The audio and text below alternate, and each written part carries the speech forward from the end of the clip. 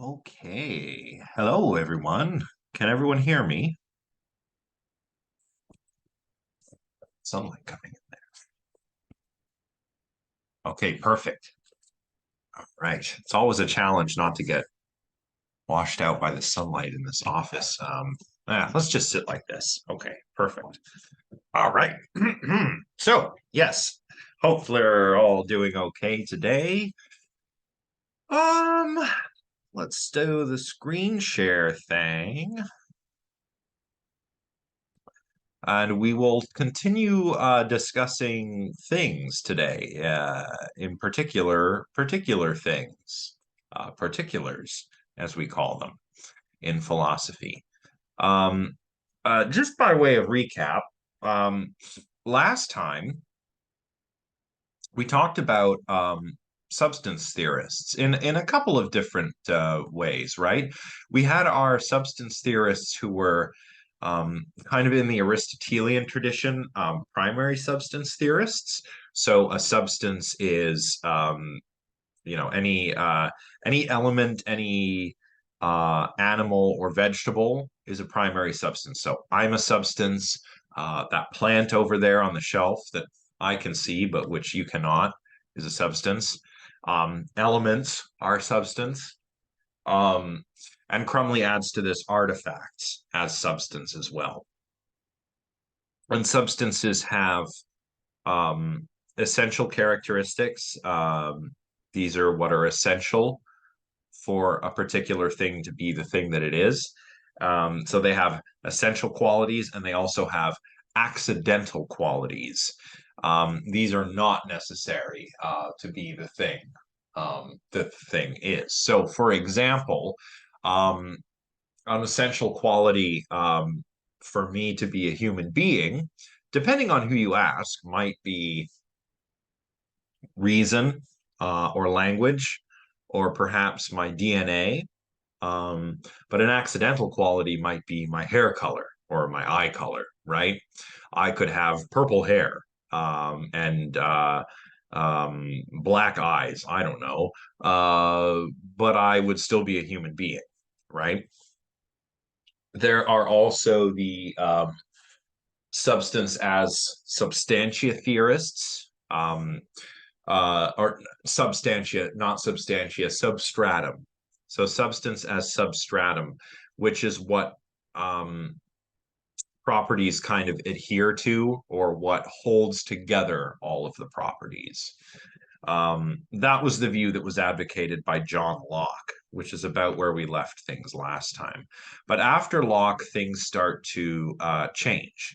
Other empiricist thinkers like Berkeley and Hume argued that our sense experience doesn't really give us any reason to think that there is substratum, right?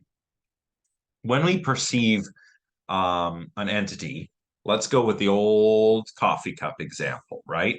This is an entity, an object, this particular coffee cup.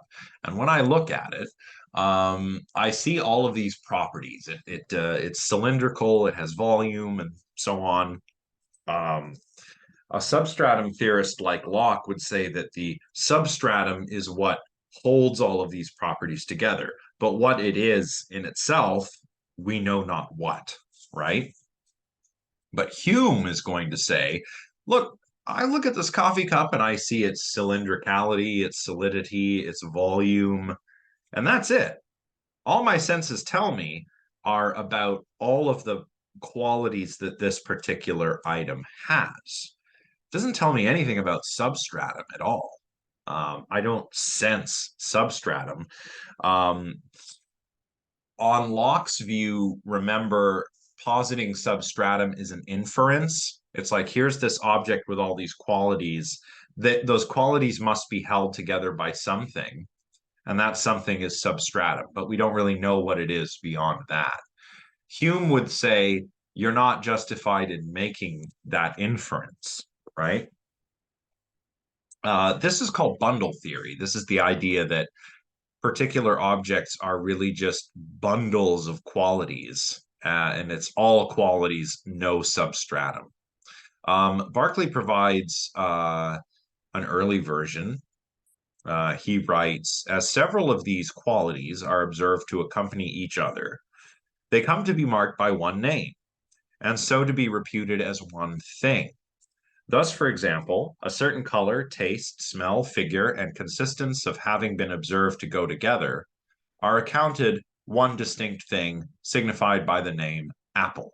So, um, uh, maybe I have a certain color, red, a certain taste, an apple-like taste, an apple-like smell, a figure, apple-shaped, and a consistence in all of these always kind of coming together. Like when I go to the grocery store, I see all of these qualities together and I call those apples. When I'm at home and I look at my fruit bowl, there's some apples and I call those apples too because the same consistent group of qualities are together there in those objects.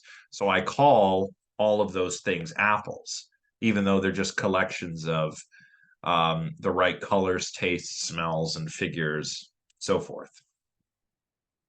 Hume um, is really taken to be one of the first people to properly articulate what's come to be known as bundle theory, although he's arguably not the first bundle theorist.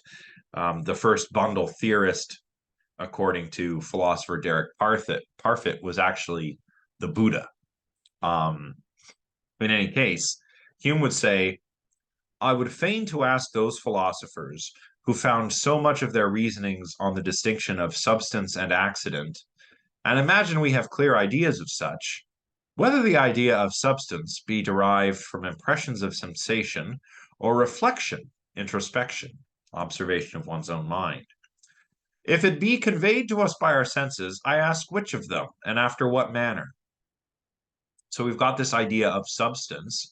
Where do we get it from? Well, it's not from the senses, Hume is saying. Um, we we infer that it's there, but perhaps that's not really justified, right? Hume even says in the oh, I always get all these names mixed up because they were all the same. A treatise on human knowledge, an essay on human understanding. Everybody gave their philosophy things almost the exact same title. All their treatises are always about human nature or human understanding and so on and so forth, right? So I always get the titles all mixed up. But he would write later in this same treatise that even if we could detect substratum with our senses, it would actually just be another quality. The quality of all of the other qualities being held together. So it wouldn't be a substance, it would be just another quality that's bundled up with all the other ones, right? So he concludes, we therefore have no idea of substance distinct from a collection of particular qualities, nor have we any other meaning when we talk of reason concerning it. So all objects are just bundles of qualities. Um, I've given the coffee cup example, but can we think of any other example? Like just any everyday objects, not coffee cups and apples, but anything else? You can share your ideas in the chat if you wish. Yeah, computer. I was thinking of a computer myself. My computer has lots of qualities. It has a certain figure, right? It's computer shaped. It computes. My particular computer that I have here is black, although computers come in lots of colors nowadays. And all these qualities, whatever a computer is, it's just all of these qualities bundled together. Likewise with a house or a car or pencils, yeah, like basically anything you can think of is just a bundle of qualities. A car um, is a bundle of, if you like, um, a certain car-like shape, um, a certain parts, all bundled up together, but there's no substance that adheres that's what adheres it all together, right? Yeah, and same with a house, same with a pencil, same with anything. In fact, Hume even applies this idea to the self. Like you, on the bundle theory view of the self, are not a stable, continuously existing thing, like Descartes thought. Like Descartes thought that, even if some evil genius is deceiving him about um, everything in reality, um, he still exists. He's this sort of stable ego, right? A self. But Hume says, no, the self is also just a bundle of ideas and perceptions, and it's continuously changing over time. Yeah, yeah, you're right, Chantal. Like um, every object, everything out there in the world, Hume would say, is actually a bundle of qualities, and it's all qualities and no substance. Um, the reason why, as I alluded to earlier, Parfit says that the Buddha is the first bundle theorist, is because Siddhartha Gautama, the Buddha, um, said that the self is an illusion. The self is really kind of like what Hume describes, a bundle of impressions and ideas. It's not a stable, continuously existing, unified thing that exists over time, right? We'll talk about this a little bit more when we get to the chapter on personal identity, though. So there's a concern about bundle theory here. Um, the concern is that um, since every quality that there is essential to identifying the object in question, one simple change in one of the qualities will change the identity of the object. Um, so this is a thing that we don't really have to worry about on the substance view, right? Like this bookshelf here, or sorry, this bookshelf here. I could paint this bookshelf. Right now it's like brown and you can see the grain of the wood. I guess we call it wood colored. I don't know. So that's the bookshelf. And most of us would agree that if I painted that bookshelf a different color, maybe I paint it red or blue, we would agree that it's the same bookshelf. It's just a different color now. That's what a substance theorist would say, right? A substance theorist would say, well, you've changed one of the qualities. You've changed the color of the bookshelf, but it's still the same bookshelf because you've just changed one quality. All the other qualities are still the same and they all adhere to the substratum that is the bookshelf. Um, but on bundle theory, if I paint the bookshelf a different color, I have a completely different bookshelf because it's all of the qualities together um, that identify the object in question. So if I change one of them, technically I have a new object, but that doesn't seem to agree with our intuitions. Your intuition is probably that, well, no, it's the same bookshelf. You just changed the color, right? But Hume would say, no, it's a different bookshelf now. I mean, sounds kind of weird, right? So critics of bundle theory, that's what they would say. They would say, well, come on, just because you've painted a bookshelf a different color, the claim that now you have a different bookshelf seems to run contrary to our intuitions about the nature of objects. Um, but Hume would say, well, you're just imagining some underlying continuously existing substance. We just need to accept that if you change the color of the bookshelf, you've got a new object. It sounds weird, but too bad. That's the way it is. Yeah, you could say that. Writing on a piece of paper makes it a new paper. Now imagine this, as you're continuously writing, that paper is continuously changing.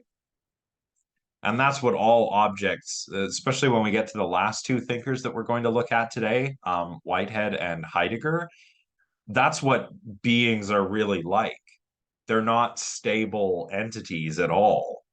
Um, they're constantly changing, right?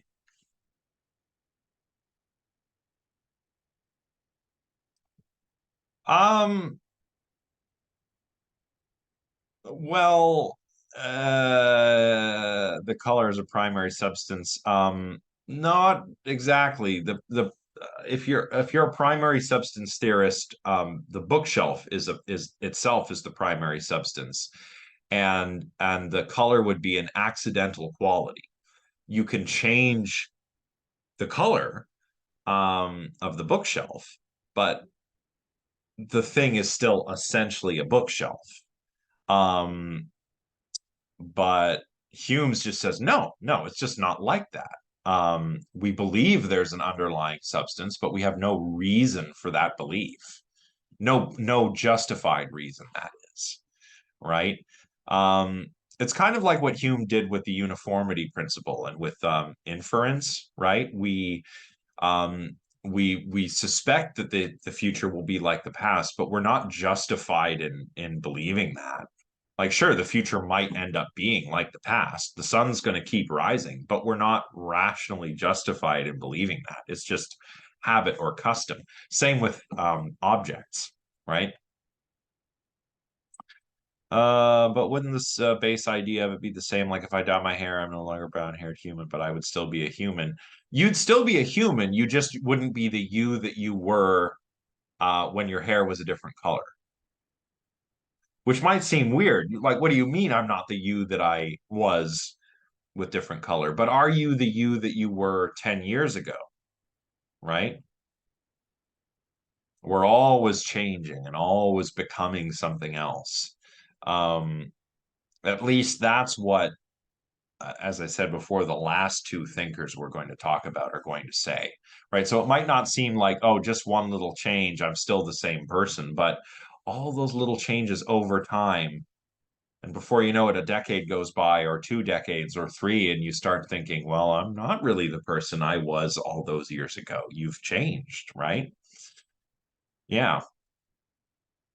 So, remember essentialism, right? The primary substance view is an essentialist view.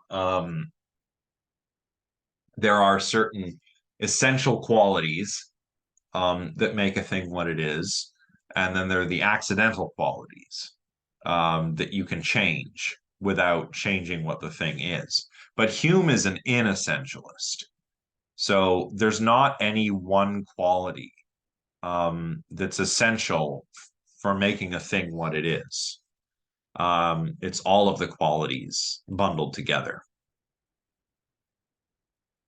Yeah, any change, you would be a new person. The self is like this too. Like you, anytime you have a new experience or acquire a new memory or perceive something new, the self is changing. The self is not this static, um, unified thing that continuously exists. It's something that's always changing, always becoming the next thing. So, how would a bundle theorist deal with kinds? Yeah, exactly. No, there are no accidental qualities. Not if you're a bundle theorist. If you're a bundle theorist, there's no one, it's not like there's one essential quality or some set of essential qualities and all the other qualities are accidental. No, all qualities determine what a thing is. So how do we deal with kinds if we're bundle theorists? Well, we just choose some set of properties. It's kind of arbitrary. We're like, okay, so this set of properties is is what a thing is. So we just decide that being having volume and being cylindrical, that's what a cup is. Um, but the critics of bundle theory respond by saying that there aren't really any kind defining qualities here. We're just kind of deciding you know arbitrarily. So bundle theory doesn't really give us a whole lot to go on when it comes to categorizing things. It's just kind of that certain qualities occur together regularly. Think of Berkeley's idea, Berkeley's example of the apple, right? We've got particular qualities like color, taste, and shape, and smell, and so forth. And these kind of, when they go together in the regular way that they do, namely in the objects that we call apples, we take that to be a kind of thing, but it's not really a stable kind, right? Um, somewhere down the road, apples might be different. I mean, okay, so look at it this way, like look at like wild apples, for example. Like you probably see them growing on trees if you go and walk around the neighborhood. In fact, on campus, there are apple trees. And you around this time of year, it's when all the apples have fallen to the ground. So you can go and find some of those ground apples, and you'll see that they're small. They're quite small. Like whether we're talking crab apples or some other variety of wild apples. They're much smaller than what we get at the grocery store, and they're actually a lot less tasty. They're very, very sour, right? The apples at the grocery store have been artificially selected to be bigger and sweeter, right? Um, so before apples were domesticated, um, all of the apples were like the apples that you can go and find on the campus here, very small and very sour. But now apples are different. Apples are bigger and tastier. Um, the qualities that um, go into what it is to be an apple have changed thanks to domestication and artificial selection, right? So it's hard to see. Maybe it's a little counterintuitive, like bundle theory, when we're looking at things in the short term. But if you think about things on like a long term sort of macroscopic scale, you kind of get the idea. Um, you know, Now we just refer to the particular bundle of qualities that we find in the fruit section at the grocery store. Well, those objects are apples. Those red, sweet, yummy, big objects, those are apples. But thousands of years ago, before we had domesticated apples, apples would have just been these small, sour, um, little things that grow on the trees outside. And they still are, right? Um, but the kind apple includes other things, right? So, anyway, another problem with bundle theory is how to distinguish between two objects with the same qualities. Um, it's our identical object problem again, right? Um, Remember, the substance theorists had a problem with this too, right? If we have two identical objects, what is supposed to differentiate the objects because all of their other qualities are identical is the substratum. But we can't really figure out how the substratum differentiates them because substratum is, as Locke said, we know not what. But bundle theorists run into a similar problem, right? We have two identical objects. They're bundles of identical qualities, but we understand them as two different objects. Maybe we can distinguish them. This didn't work on substance theory, right? We could not distinguish them based on temporal or spatial locations on substance theory because we're looking for an intrinsic property or quality, something intrinsic to the objects that distinguishes them, something in their substance that distinguishes them. This is not as much of a problem on bundle theory. The problem is whether you actually buy it, right? So if I have two identical objects, we can say that, well, they're just um, two bundles and all of their qualities are identical, but we have two different bundles. Um, Maybe they're different because of their temporal or spatial locations. But people are going to agree or disagree, or to various extents when it comes to how satisfying that answer is. But maybe if you don't find that satisfying, then you can appeal to trope theory. So recall from last lecture, right? Tropes are not like universal kinds, like greenness isn't a universal kind that exists over and above all of the green objects that exist. But tropes are little tiny particularized kinds. So there's a green there, there's a green there, there's a green there, and they're all different green tropes. A little kind of green here, a little kind of green there. Um, so maybe we can combine trope theory with bundle theory, and this would give us a way um, uh, there's a typo there, to individuate. This is supposed to say individuate objects with identical qualities. So if I have two identical books, um, I can say, well, sure, the cover of this book is blue and this cover is blue as well. Um, but they're different because this is one blue trope and that's another blue trope, right? But then we're kind of back to where we started. What is it that's holding all the tropes together? Substance theorists have an answer. Either the books are primary substance and they have essential and accidental qualities, or substratum uh, holds all of the qualities together. There are other very different directions we could take, though. And we're going to explore two of them. Now, before we get started, who just show me in the chat if you like, who actually had the chance to read this bit of the chapter? And if you did, which I hope you did, what did you think of it?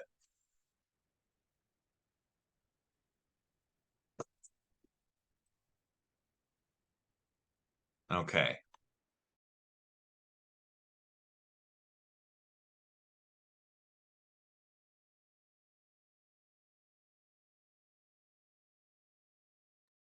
So some of you skimmed it, which is good. I see Shane says very confusing. Don't worry about that. Jill, a little confused. Tamara, lost. Maeve, a little confusing. Yeah, understandable. Yeah, it's weird. It's weird stuff. Um, it almost sounds a little bit mystical. So, we'll talk about the next two thinkers for the remainder of the lecture, which we've got a little bit under an hour, and I'm not going to try and speed through it, but I would like to try and answer any of your questions as best I can, because I do understand this is probably the most difficult part of our book so far. But let's start with Alfred North Whitehead. He was a philosopher. He was at Harvard in the United States, a philosopher, logician, and mathematician. Um, he was actually Quine's supervisor. So we've talked about Quine quite a bit. He also supervised Bertrand Russell. Um, and Russell and Quine together wrote the Principia Mathematica, which was an important work in grounding, or an attempt to ground mathematics in logic by using set theory. Now, Whitehead's views are pretty nuanced, and they're not really the easiest to grasp. He views everything, all kinds of beings, up to and including God, in terms of process and event. So all things flow is is kind of like the tagline for Whitehead here. He writes that all things flow is the first vague generalization which the unsystematized, barely analyzed intuition of men has produced. Without doubt, if we are to go back to that ultimate integral experience, the flux of things is one ultimate generalization around which we must weave our philosophical system. But there is a rival notion antithetical to this. The other notion dwells on the permanencies of things. This permanency is what metaphysicians mistakenly have focused on. The idea that objects are stable things, where is mistaken. Whitehead is saying, actually, look, if we want to understand what things are, we need to understand things in terms of continuously becoming. So there's a Greek philosopher, I'll write his name here, Heraclitus, and he has a famous quote, typing it out. So he said this. Oftentimes, this is rendered as you can't step in the same river twice. You've probably heard that saying, right? Can't step in the same river twice. Why not? Why can't we step into the same river twice? One side of the answer may seem quite straightforward. Let's see what you have to say in the chat.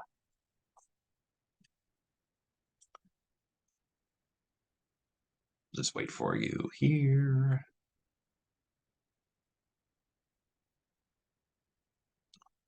Yeah, the water's always changing.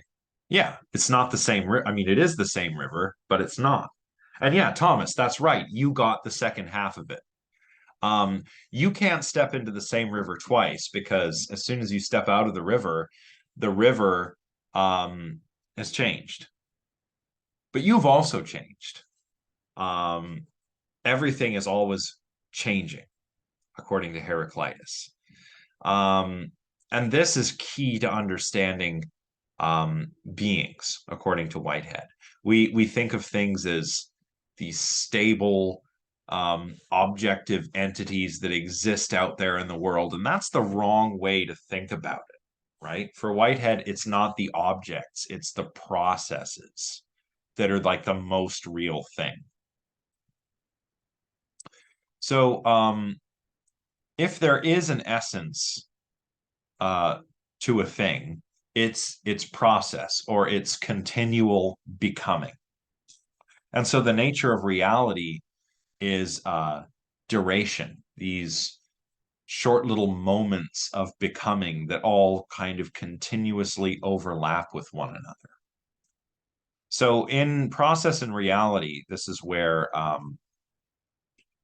this view is first introduced, and it's been applied to a lot of different things, even theology. But here we're going to stay focused on ontology. So our experience of the world is our duration as human beings. This sort of moment to moment becoming of our experience. Durations are like little overlapping slices of time. Well, it's not time itself, but time is very important. The nature of reality, I would say, is continued existence through time. So Jill says, as the apple grows, it is becoming, and once it is picked, is it? No, it's still becoming. It's still becoming, even after it's picked. Then it goes on a trip to the grocery store. Then it gets purchased. Maybe it gets bruised on the way home. Then it gets chopped up and made into a pie, right? All of this is the apples becoming. Yeah. That's what it is to be an apple, is to always be becoming in the ways that an apple can be. So when it comes to our experience, well, actually, look, the reality, like, here's the way Whitehead puts it. It's a sort of creative flow of actual entities, entities that are out there in the world. They're always in this process of becoming. That's the creative flow. Our experience of the world is our duration. So for the apple, its duration is what it does over time, how it is over time. Ours, for us, is our experience of the world. And our present experience is always a novel expression of past experiencing. So all my past experiences are always affecting my new present experience. So my experience is itself a process. And a really important part of this is the re-expression of past experience. So you see what I mean when I say this sounds a little bit mystical. Maybe we can clarify with an interesting analogy with William James. Whitehead was influenced by William James, who, if you recall, is an early psychologist and pragmatic philosopher. When it comes to the self, James is also kind of a bundle theorist. Um, he thinks that there is not really a stable, continuously existing self, but that the self is really like a series of thoughts and impressions, almost like pearls on a string. Um, and they are united by the thought that is reflecting on past experiences and on new experiences and relating them together like a hand moving the pearls on a string around the string, right? um I hope that helps clarify things. What about completely? Well, Whitehead is just going to deny that there are those kinds of objects. Well, the rock will still do things. It'll still move. It could interact with other things, right? Maybe not objects, but there's lots of things in space like radiation and gases and whatnot. So things will still happen to the rock. The rock is still being, even though it's out there in space, right? So yeah, I think Whitehead would just deny that completely static objects exist. It's a mistake that we're making to understand reality that way. Um, so each little duration, each little moment in time is an actual entity. Um, I find a useful analogy is the water churning at the bottom of a waterfall. Um, there's water bubbling up and then going back down to the surface and little bubbles coming up and disappearing and then becoming something else. Um, these are like the durations, little bubbles coming up at the bottom of the waterfall. And every actual entity is a little microcosm that's connected to the entirety of the universe. A microcosm just means little cosmos. Um, and there is this creative flow, this continuous becoming to the entire universe and all things in it. It almost sounds like the universe is like a living entity, almost, right? Now, Whitehead doesn't talk about universals, but he does talk about universal objects, which are similar to universals. It's just that doesn't want to use that terminology because he wants to dispense with some of those older ways of thinking in metaphysics. He wants to uh, dispense with this idea of objective, static objects out there. He also talks a lot about feelings. He's a bit like a bundle theorist, but there is a unity for him in the combination of eternal objects, and what provides this unity is the process itself, the process of being. Um, the essence is found in that process because the essence of a being is the final aim of the process of getting there. He calls this subjective aim because it's not like teleological in the Aristotelian sense.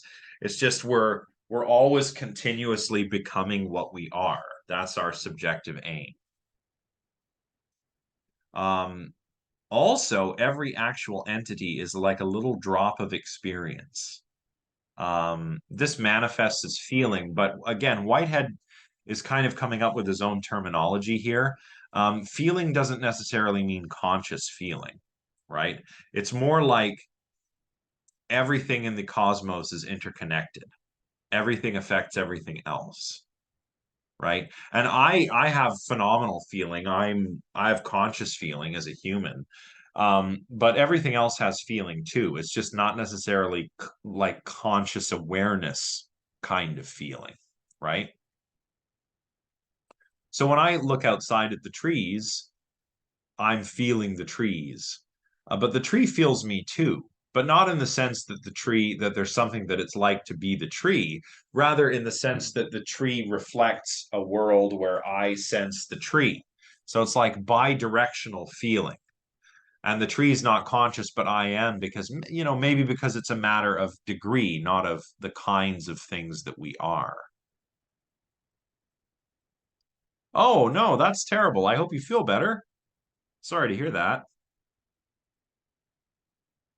Feel better, Casey. Catch up on the lecture whenever you need to. Is the subjective aim a destiny? Not really. It's an expression of, I don't even want to say direction. I just want to say it's the process, right? It's the process itself.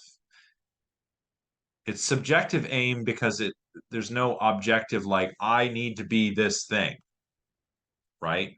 It's just being. Um, Another way that Whitehead puts it is that all beings house the world within themselves. Again, I don't know how well this clarifies it for everyone. But all things are intrinsically connected, not extrinsically. It's not like a matter of cause and effect relations between these objects out there in the world. It's that we all reflect everything else in the universe within us. I mean, I'm sorry, it's very mystical. Um, I know this sounds really weird. And if you don't get it, like that's completely okay. Somebody like this requires a few readings to really grasp. But it is mysterious, almost mystical, right?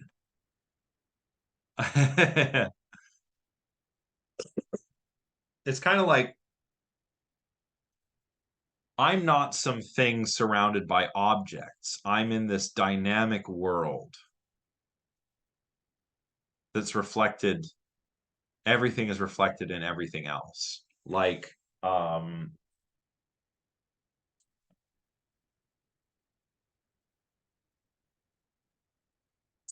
yeah, it's hard to explain. It's hard to explain, especially if you're not really familiar with the vocabulary. Um, I have to admit, I am no expert on Whitehead myself. I might be able to do a little bit better with Heidegger. Um, but Heidegger's got his own set of problems beyond just the vocabulary. Um, I'll just say that if you don't get it, don't worry too much. Like I'm not gonna put a whole lot of this on the next test, for example. I might ask a little question like, "Oh, what does Whitehead think about being?" And you can say something about how it's got to do with the process. Um, yeah, yeah, kind of. Yeah, it's like everything is dynamically interconnected with one another. Like a butterfly effect sort of situation, I guess. Um, so um, don't stress about it too much. You may want to take a second pass over this part of the chapter. I know I did. I read it probably 3 times because I haven't actually read Process and Reality before. Um, it's difficult to wrap your head around, and that's okay.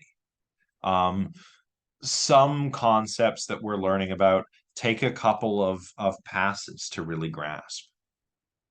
I actually find Heidegger a little bit more straightforward than this. But again, that's because I'm a little bit more familiar with Heidegger's vocabulary than I am with Whitehead.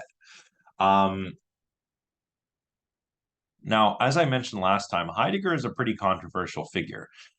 In the continental tradition, at the very least, which is philosophy that was going on in Europe in the early half of the 20th century. I mean, there's this kind of weird distinction between continental philosophy and analytic or Anglo-American philosophy, which I don't really think is super it's useful in some respects, but it's also kind of like not useful. And you kind of get the sense, at least a lot of people when they go through their undergraduate years, get the sense that these are like diametrically opposed systems. I don't think they are. I think they grapple with a lot of the same questions, as evidenced by, Heidegger and Whitehead. Um, and so anyway, at least within the continental tradition, Heidegger's made some pretty big contributions to metaphysics and to ontology.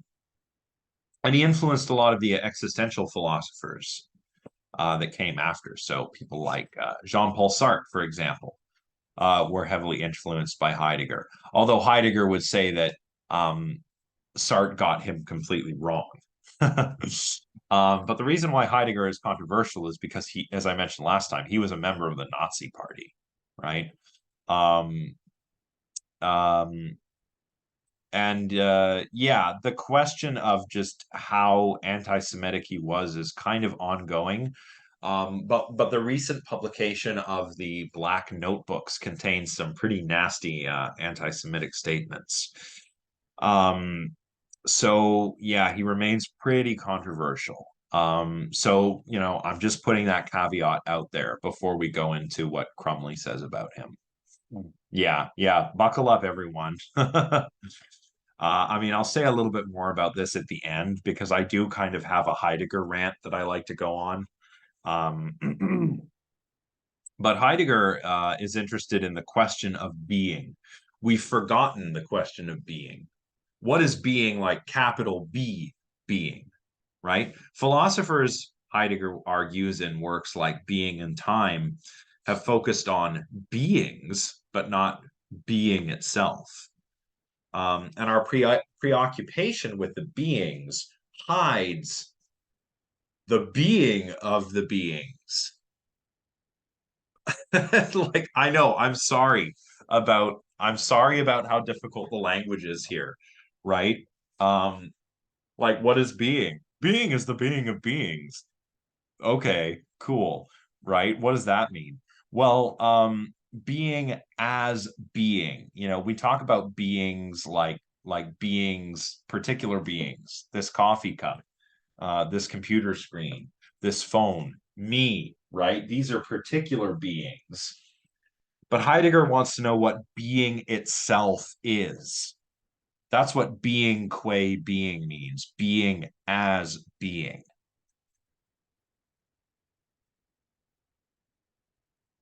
Yeah, there we go. Being as in existing and being as in particular. So there's little b beings. Those are the beings that are being, that are existing. But then there's being itself, which is capital B. Yeah, the nature of existing. That's what Heidegger wants to know about. Yeah, I know, right? When you hear like being is the being of beings, you're like, what is being? What does it even mean? I don't know anymore.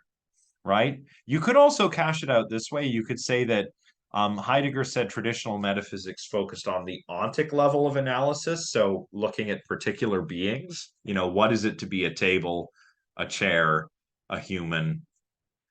But they've done that at the cost of the ontological level of analysis. That is the study of being itself. Yeah, bowl, bowl, bowl, bowl, bowl.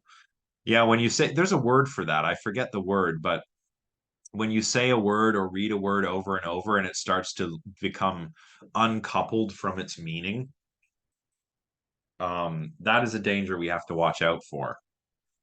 So you can say the ontic versus the ontological analyses if you want to avoid that confusion.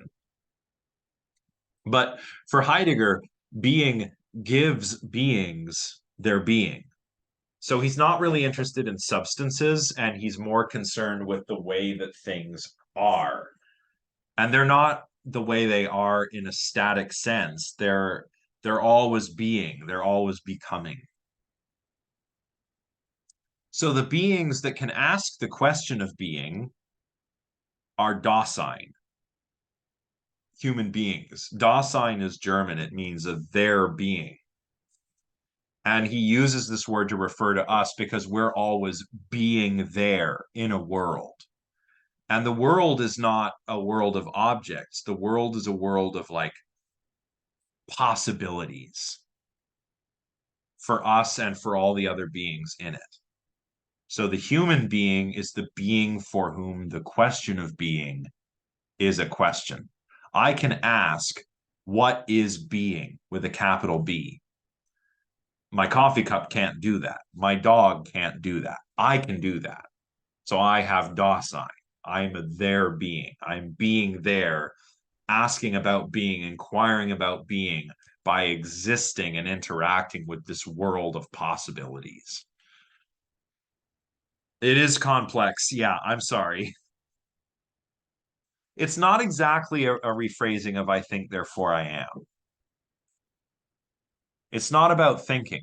In fact, Heidegger would say you don't think about it too much.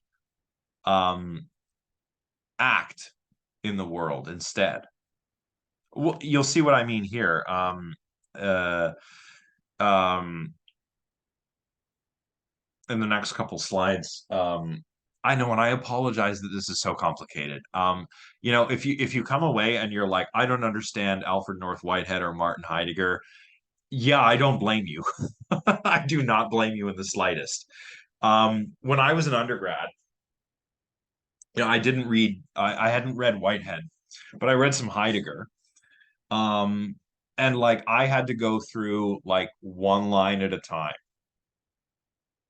You have to learn with each of these philosophers, they're not using the language that we use. They're using their own vocabulary. And to understand what they're saying, you kind of have to learn their vocabulary. Otherwise, it just sounds like nonsense, right? But if you learn their vocabulary, then you can kind of follow what they're saying. But that takes a lot of time. So I'm trying to give you just like the broad strokes. So we, human beings, are the kinds of beings to whom being itself discloses or reveals itself to. So if you're a thinker like Heidegger, and I ask you, what is truth? Heidegger is going to say, unlike a lot of other philosophers, truth is not a matter of propositions that accurately represent the world.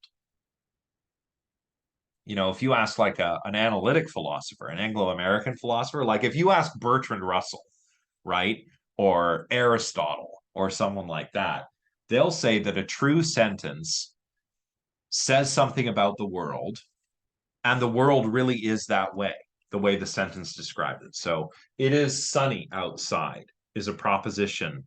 It's a sentence about the world. It is true because right now in Ottawa, it is sunny outside. That's a pretty straightforward understanding of the truth. For Heidegger, that's not truth. That's correctness. Truth is the disclosing, the presencing, the becoming of beings.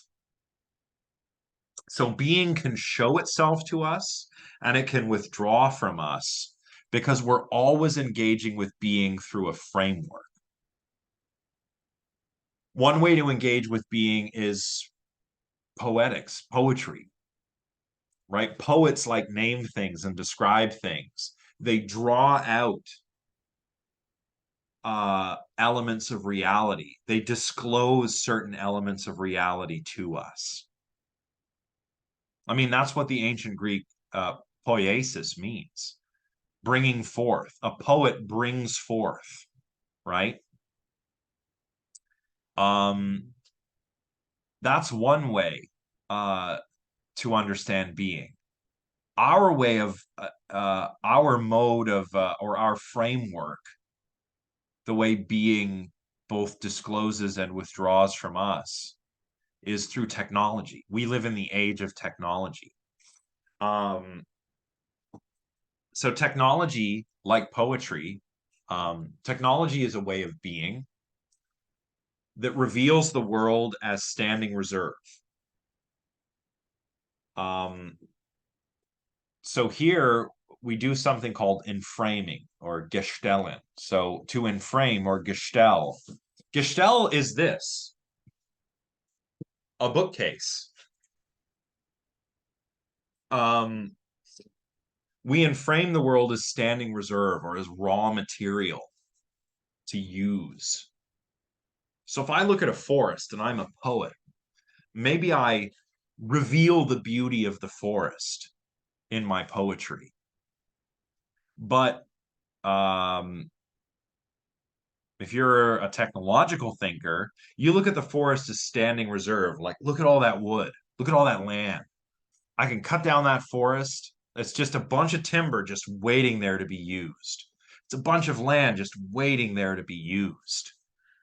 So the forest is presented on our technological worldview, our technological framework, as material, just stuff to be used. But for the poet, it might be an object of beauty, right? So that's the way being presents itself and withdraws. It depends upon our framework.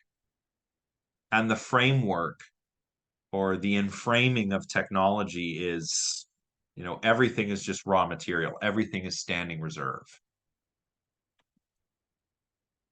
There are other modes of presentation. And this, I think, is actually one of the easier things to get when it comes to Heidegger's thinking, right? Our main way of engaging with the world is ready to hand. The world is ready to hand. We're interacting and engaging with the world. So, like, think of when you use a tool like a hammer. You're not like, oh, look at this hammer that I have, and I'm gonna just do hammer. Look at the calculating the angle of the hammer, and no, that's not how you use a hammer. You just pick it up and use it, and it's like an extension of your body. You don't have to think about it. You're not thinking, you're acting. So you're hammering in nails and you're just, ooh, this is how I'm being right now, hammering nails. It's like an extension of your body. That's ready to hand. But then there's present at hand.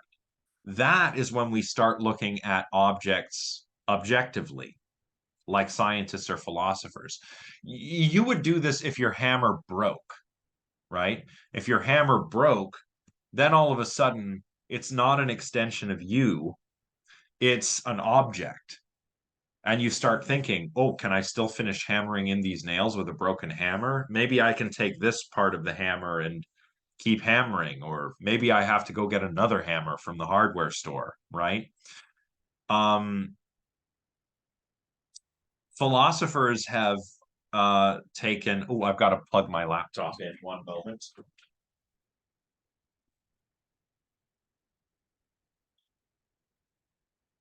So Heidegger is saying that one of the mistakes that's been made in ontology is thinking that beings are like objects that we can know about. Like this computer is an object and I can describe it objectively. And it's true, we can do that. This is actually the scientific outlook, which preceded, the scientific framework actually precedes the technological framework. Um, but this isn't actually our default mode of looking at the world or of engaging with the world. Our default mode is not knowing, it's engaging in the world with other beings. Like think again, another example might be this computer. Like I can be like, oh, look at this computer. It has such and such a processing speed, and it's got this much RAM, and its dimensions are such and such. Um, but when you're typing on your computer, when you're writing your essay, or if you're playing a video game or something, you're engaging with another being. The computer is another being, and you're like engaged with it, and you're just being there with the computer. You're not thinking of it as this separate object that you can understand objectively, right? That's ready to hand. That's our default way of existing. Present at hand is when we look at things like scientists or philosophers and we go like, oh, consider this coffee cup. It's an object and it has these essential characteristics. Do. Heidegger's like, what are we doing? That's not normal. That's not Dasein, doesn't really do that, right? That's not our primary way of doing this. Now we're going to finish, it looks like a little bit early. We've still got about 10-15 minutes. Um, but I think this is a good point for my rant, right? Why even talk about somebody like Heidegger? Well, um, maybe I'll move myself over here. There's certainly debate about whether Heidegger is even a good philosopher, right? Um, some people say that he's a genius. Some people say yeah, he's got something legitimate to say, but the way he says it is too confusing and obscure. Um, and some people would say he was just kooky. um, if you think he's a good philosopher, fine. Um, good philosophers can be terrible people, right? Um, and we have to remember, like, Heidegger joined the Nazi Party pretty early on, and he remained a member of the party until it ceased to exist in 1945 at the end of World War II. Um, he did not participate in the party very much after I forget whether it was after he assumed the rectorship or after he left the rectorship at the University of Freiburg. Um, so he didn't like go to meetings the entire time, but he did like stay a member of the party, which says something. And this was enough that after the war ended, he was banned for teaching until 1951, and he had to undergo denazification and stuff. After the war, there were denazification committees to make sure that um, that Nazis weren't being put in positions of authority again, because we saw how that worked out, right? Yeah, that's a really good question. It some people have made that argument um, that Nazism may have influenced his metaphysics. Um, when Heidegger's talking about the mode of like our default way of being, of interacting with the world, he's talking about like dwelling within the world. You know, Heidegger hated city life, right? Heidegger's the kind of guy who wants a cabin in the woods. In fact, he had a cabin in the mountains called Tottenauberg, where he went to go off by himself and think, right? Um, but there is kind of that blood and soil element there that in common with his philosophy of being and with Nazism. And yeah, it's very possible that Nazism influenced some of his thought. On the other hand, he's also critical of some of the tenets of National Socialism. Um, it's really like there's no question that he said some uh said and believed some stuff that was not okay. um I think the question is really the extent to which um it's like, how bad was he? We know he was bad. How bad was he is an important question, right? I mean, here's just an example. His mentor, Edmund Husserl, was Jewish. I mean, Husserl had converted to Christianity, um, uh, but when the Nazis came to power, Jews were prohibited from holding positions of authority. Now, I think around this time, Husserl and Heidegger had already kind of had a falling out, but his mentor was Jewish, and a lot of his most famous students, Heidegger's most famous students, were also Jewish. Hannah Arendt, for example, was a student, and they also had an affair, Heidegger and Arendt together. Hannah Arendt is the thinker who coined the phrase "the banality of evil." She did this in her book Eichmann in Jerusalem. So Adolf Eichmann was one of the architects of the Holocaust.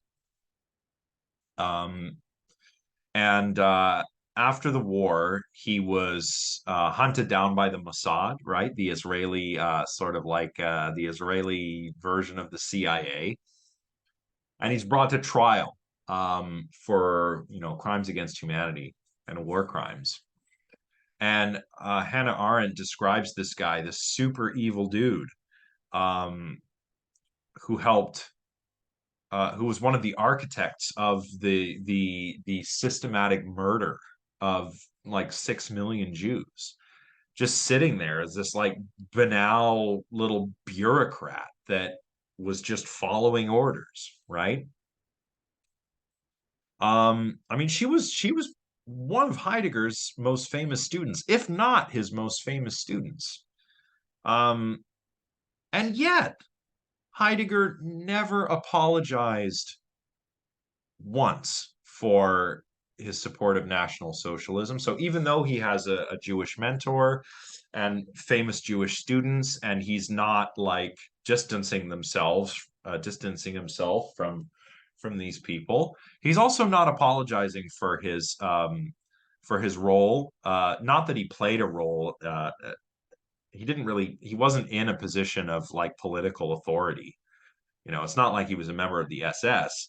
But if your professor is a Nazi, I mean, you're going to influence some minds, right? And he never apologized for that. And he only mentions the Holocaust once following the war. Like Robin says, yeah, it's pretty petty. Actually, I got something even more petty.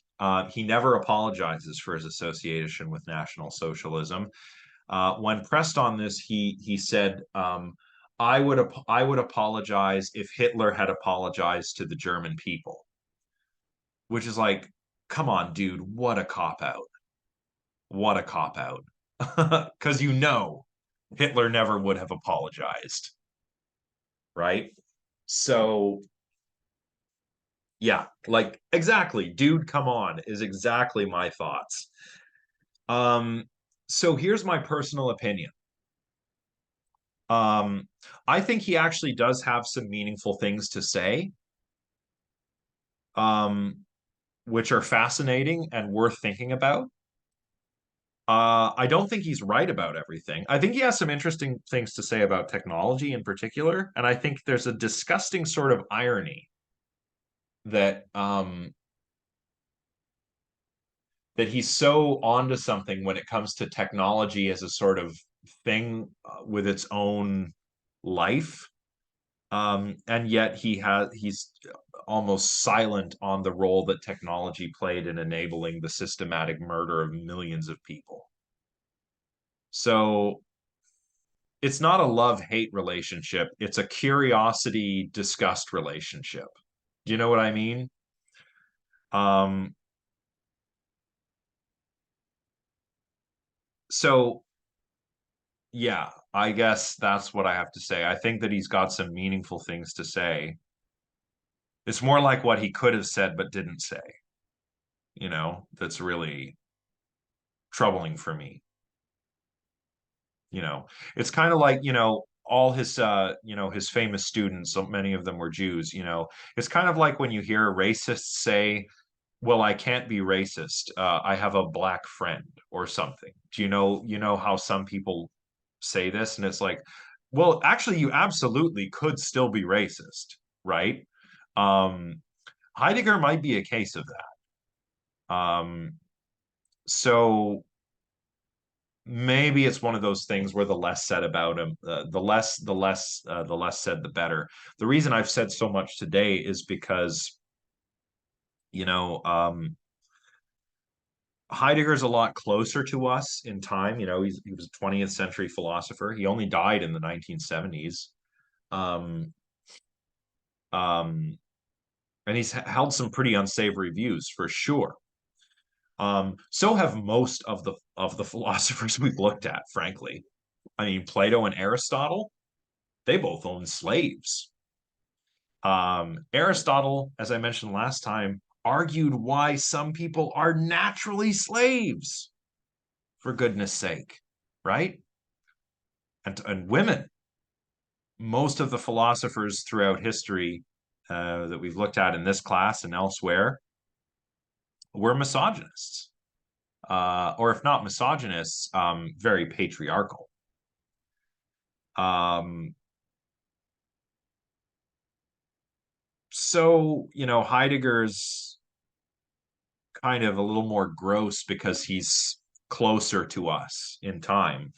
I'm not saying that, oh, Heidegger's fine because Aristotle thought it was okay to own slaves. I'm not saying that. I'm saying, you know, we're looking at the ideas, not the not the people. But let's remember that sometimes horrible people can have important ideas. Just because the person is terrible doesn't maybe mean we talk about the idea. And when we talk about the idea, it's good to know where it came from. This is not me trying to do an ad hominem on all of the philosophers. As Hannah says, no one can be trusted, right?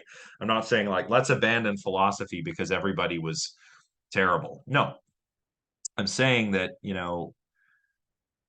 you're going to learn the good stuff and the bad stuff here, right?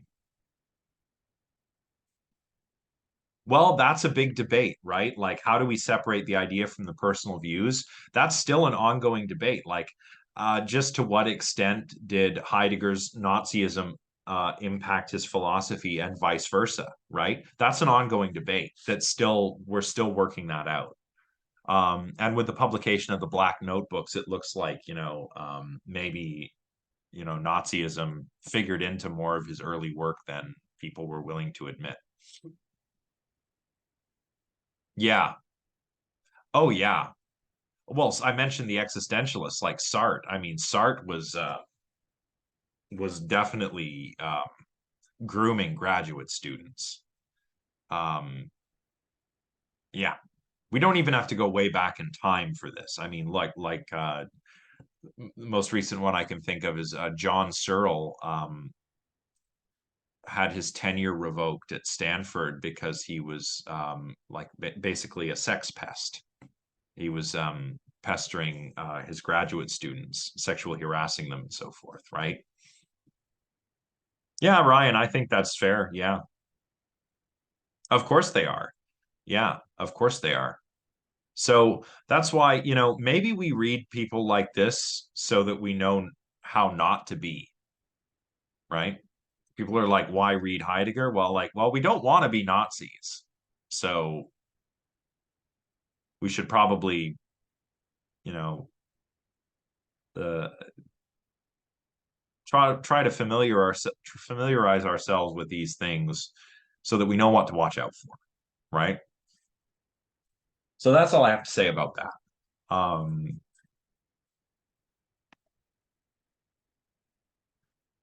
I think I'd probably rather hang out with Alfred North Whitehead. You know what I mean? Maybe equally difficult to understand, but seems a little more chill. Or ultimately William James. Like all the philosophers had some horrible views, but I find myself, like with somebody like William James, I'm sure we would disagree about a lot, like when it comes to God and religion and some of the big questions. But shucks, if I wouldn't like to just sit down and have a chit chat with him sometime. Um, just because he seems like a solid guy, right? So be a William James, don't be a Martin Heidegger. Um, well, that's all I have to say. Next week, let's get all this out of the way. Next week, we're going to be looking at the nature of the mind. It's going to be a lot less abstract, dealing with fewer controversial thinkers, although we will talk about Descartes, who again thought it would, also horrible fact about Descartes, he thought animals were automatons, and so it's okay to kill them and hurt them because they don't actually feel pain. So there's another horrible thought to leave you with. Um, but we'll be covering the nature of the mind. So please read chapter 8. Um, Maybe it'll be a little bit less horrible. It'll be a lot less abstract and mystical than what we've covered today. So, yeah. You know what? I'm not trying to pile on to people and be like, oh, Aristotle, Descartes, Heidegger, they're all terrible. No, it's just like the human race we're flawed creatures, right? And we want to try to be the best creatures that we can. Maybe we can learn how not to be from some of these individuals. I don't know. I don't know. Anyway, um, thanks everyone. Thank you for listening to my rant. I think it's an important rant. I think some people teach controversial figures and they don't say anything about this. And I think that you ought to know if this is in the textbook, like Crumley doesn't mention this.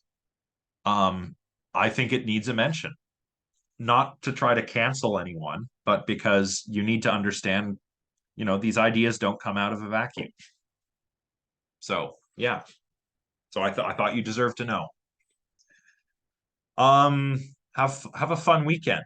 And take care of yourselves. And you know what? Be nice to each other. Be good people. Remember, the entirety of being is housed in you. Um, be nice. Be nice. You're a part of you're a drop in the ocean. So be nice to everyone else.